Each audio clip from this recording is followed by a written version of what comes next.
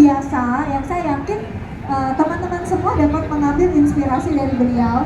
Bagaimana sih seorang anak muda, bukan milenial, gen apa ya? Gen Z, Gen Z. Ah, Gen Z, ya, Z ya. Z, Z. Z itu Z kan? Iya, Z. Nah, In English-nya kan Z. oh ya, in English, Ya, in English. Ah, ini kita Pak Manto, kita dilempar. Gen Z. Bagaimana seorang Gen Z yang berada di dunia yang saat ini luar biasa disruption-nya, teknologi yang sangat berkembang, lalu sangat terbuka. Bagaimana seorang Nasrati menghadapinya dan kok bisa dan dengan pencapaian yang luar biasa. Nah, silakan cerita, Mas Lewat. Terima kasih, Mbak Riri. Oke, halo semuanya. Oke, teman-teman, jadi kita ini seumuran. Kebetulan emang karena bedanya saya ini diajakin aja, makanya ikut rotoprek kalau mau diajakin juga ya. Oke, sebelumnya ini udah ada CV aku juga, bisa dibaca. Aku fresh graduate, benar-benar baru kemarin wisuda. Jadi kita hampir seumuran lah ya, masih mahasiswa. Nah, langsung masuk ke materi aja. Tadi coba balik ke judulnya dulu deh. Jadi karena tema kita Merdeka dalam Bhinneka, di sini saya mewakili anak muda. Topik yang saya angkat itu menyikapi perbedaan melalui study abroad. Karena kebetulan saya sendiri itu ada pengalaman study abroad ke Jepang, dan juga Oktober nanti juga akan berangkat ke US buat lanjut studi. Next ke slide 3. Oke, tadi sebetulnya sudah dijelaskan tipis-tipis juga dari para pemateri sebelumnya tentang arti dari merdeka dalam Bhinneka itu sendiri. Tapi untuk saya sendiri mungkin singkatnya, merdeka dalam Bhinneka itu adalah kemerdekaan bersatu dalam keberagaman. Jadi kita itu memiliki hak atau bebas dalam keberagaman yang ada. Bayangin, kita di sini aja pasti kan ada beberapa orang dari berbagai suku, agama. Itu di belakang ada yang Buddhis, ada yang Muslim, mungkin ada Kristen juga di sini. Jadi kita beragam tapi satu di sini. Nah, maka dari itu di sini anak muda itu memiliki peran yang penting dalam membangun harmoni di tengah perbedaan. Kenapa coba anak muda itu memiliki peran yang sangat penting? Karena yang pertama, apa coba perbedaan kita sama yang lebih senior di sini? Tapi nggak ada senior ya tadi ya. Tua ya. Tadi mau bilang tua tapi lihat saya ya senior. Nggak boleh senior Mbak tadi Oh, katanya. iya, boleh senior ya. Ini. Kita seumuran Mbak. Iya. Nah, cuman kan jauh lebih dulu ya lahirnya. Nah, apa perbedaannya? Kita itu lebih terbuka terhadap perubahan.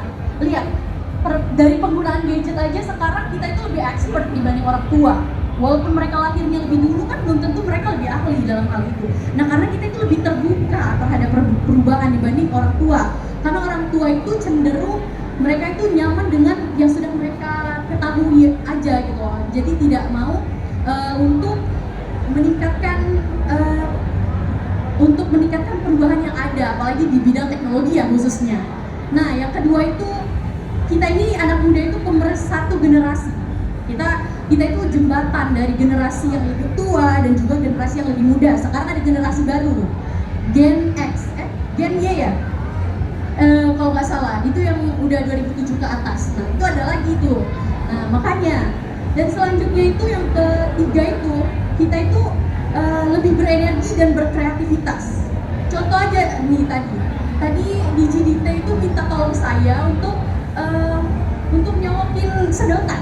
Itu kenapa coba? Ya karena kan berarti kita dipikirnya itu kita lebih berenergi kan, bukan ya, tapi berenergi. ya, bukan minta tolong yang sebelahnya. Ya imalan kan, maksudnya karena memang kita itu lebih berenergi. Jadi di sini maka dari itu kita pemuda itu diharapkan untuk bisa lebih lagi untuk melanjutkan masa depan yang lebih baik lagi. Oke, nah selanjutnya itu tapi bagaimana anak muda itu dapat berperan dalam menjaga dan menghargai perbedaan? Yang pertama, menurut pengalaman pendidikan pastinya. Tapi pendidikan itu bukan secara formal saja kan ya, tapi ada pendidikan informal. Nah, tetapi tentunya dengan pendidikan formal sendiri kita tuh ada wawasan lebih dibandingkan tidak adanya pengalaman yang formal. Cuma jika memang kita tidak berkesempatan untuk mendapatkan pendidikan formal, ada banyak sekali pendidikan informal yang sebetulnya itu banyak sekali yang kita dapatkan. Salah satunya mengikuti organisasi seperti Rotaract ini terbuka untuk umum loh. Jadi semua orang bisa bergabung, baik itu berpendidikan, mau itu anak kuliahan atau tidak kerja. Kemarin waktu itu ada juga salah satu Rotaractor itu dia ibu rumah tangga, nggak melanjutkan kuliah. Nah, jadi memang itu, tapi banyak sekali yang kita dapatkan dari Rotaract. Karena Rotaract sendiri itu adalah organisasi internasional, ada di seluruh dunia. Makanya kemarin saya di Jepang juga ketemu Rotaract yang ada di Jepang. Nah, makanya ada banyak sekali pengalaman dari organisasi. Maka dari itu adalah salah satu kita melihat perbedaan juga dengan adanya pendidikan dan juga organisasi. Yang kedua itu berada dalam lingkungan yang beragam. Kenapa? Kita itu kalau bisa temenan itu jangan sama orang yang sama-sama orang Palembang, sama-sama ini agamanya sama, ininya sama. Jadi kan tidak ada perbedaan atas pola pikirnya atau dari ilmu-ilmu kita sendiri. Tapi kan jika kita berteman dengan yang beragam budayanya, kita tuh akan lebih berkembang juga, lebih banyak ilmu-ilmu kita sehingga bisa bertukar pikiran atas perbedaan tersebut. Next. Nah, selanjutnya itu pengalaman studi di Jepang, menjadi minoritas di lingkungan baru. Kenapa minoritas? Karena seperti yang diketahui di Jepang sendiri itu justru nggak nyampe 1% malah yang muslim. Jadi mereka itu masih aneh dengan orang yang pakai jilbab, apalagi dengan teman-teman saya yang international student. Nah, jadi apa aja sih tantangan dan pembelajaran yang diperoleh? Nah, tantangannya itu ada banyak. Yang pertama pastinya itu bahasa. Karena bahasa itu adalah kunci kita berkomunikasi.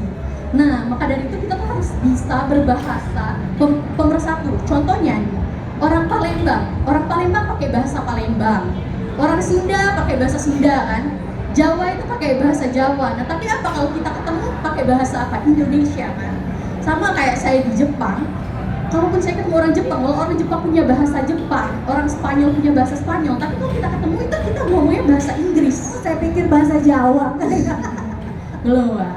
Nah, jadi bahasa Inggris itu kan bahasa pemersatu dunia berarti kan. Nah, bahasa Indonesia itu pemersatu di Indonesia.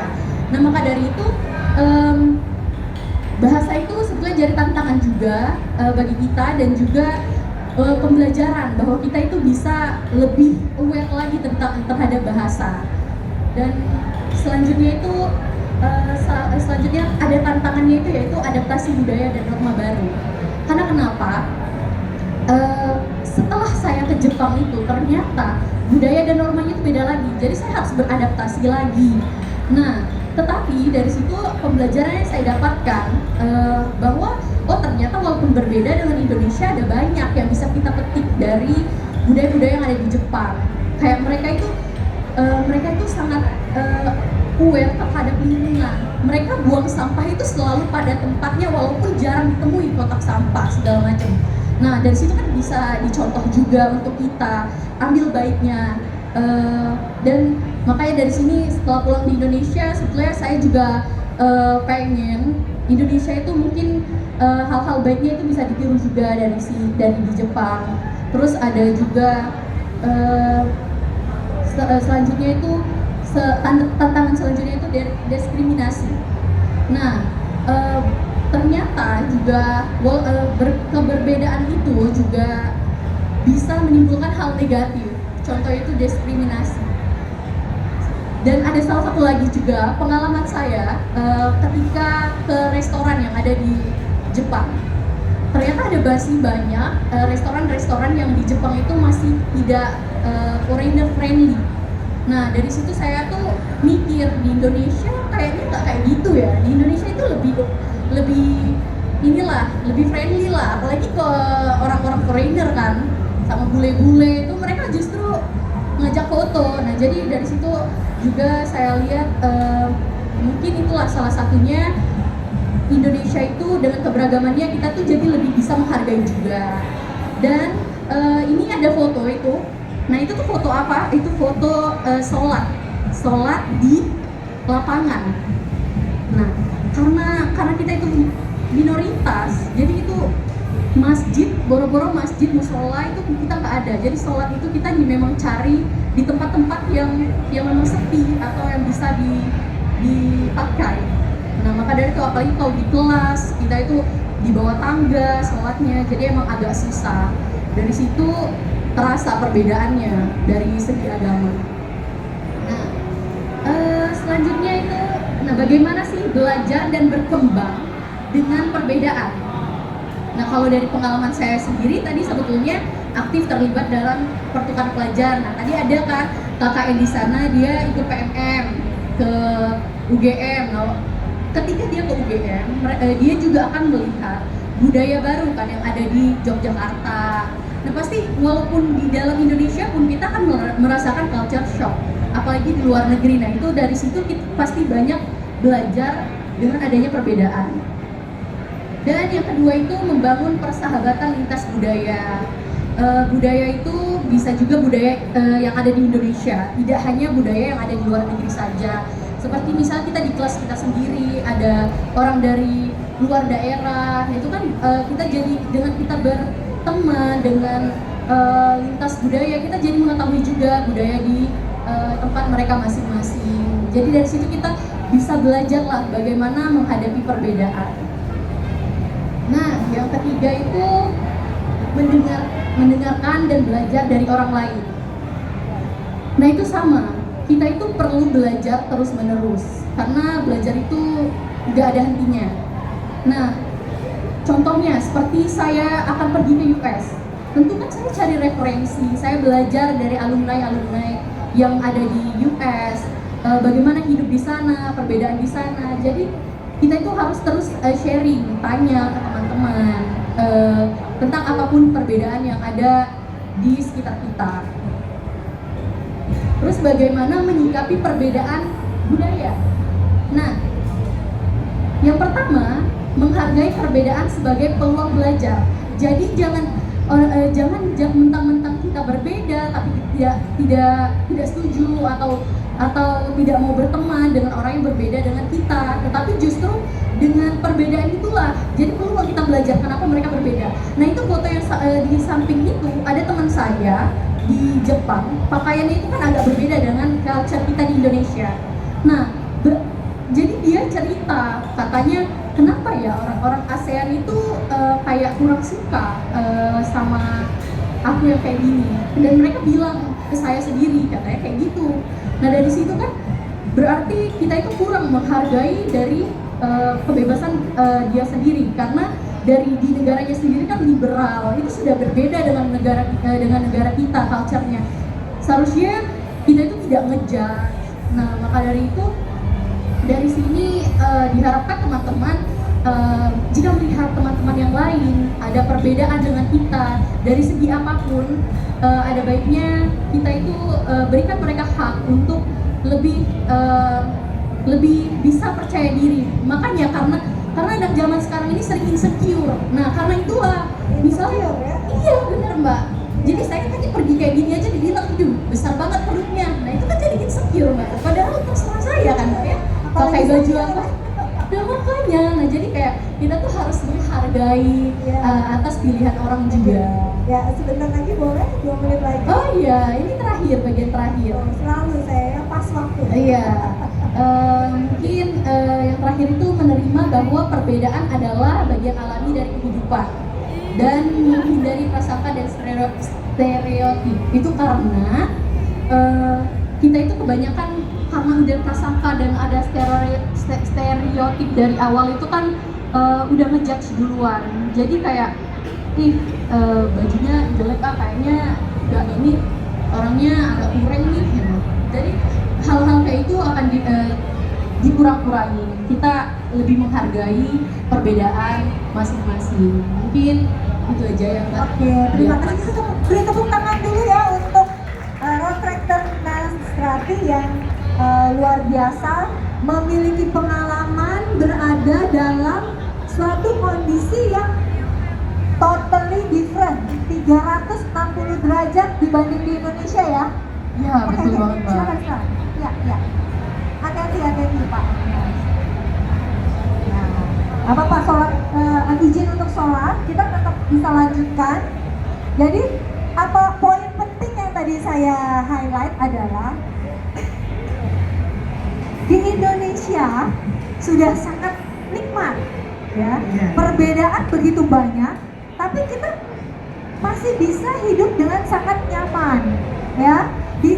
Oleh sebab itu kita harus sangat menghargai kondisi ini. Ketika kita berada di tempat lain di luar Indonesia, baru terasa bahwa kita betul-betul sendirian, betul-betul berbeda, ya. Bahasa berbeda, budaya berbeda, mau cari makanan yang halal susah. Jadi yang ada di Indonesia bersyukur. Nah, tetapi tadi juga catatan penting, anak-anak zaman sekarang ini jangan suka ngejudge. Saya sampai begini-begini, apa sih maksudnya? Jangan suka ngejudge supaya temennya jadi tidak mudah insecure. Kan kita kalau berteman harus saling mendukung, benar nggak? Ya, jadi Ubah insecure jadi bersyukur. Nah, bagus. Ubah insecure jadi bersyukur, ya. Karena zaman sekarang bukan zamannya saling kompetisi tidak sehat, ya. Itu juga akan berpengaruh juga terhadap mental. Bagaimana kita nanti bisa maju, tadi pesannya Yai tadi. Kan kalau kita saling menghargai, terbuka, bisa lebih maju. Jadi tugas kita saat ini harus banyak-banyak kolaborasi. Dan ada nggak pertanyaan untuk Mas Rati?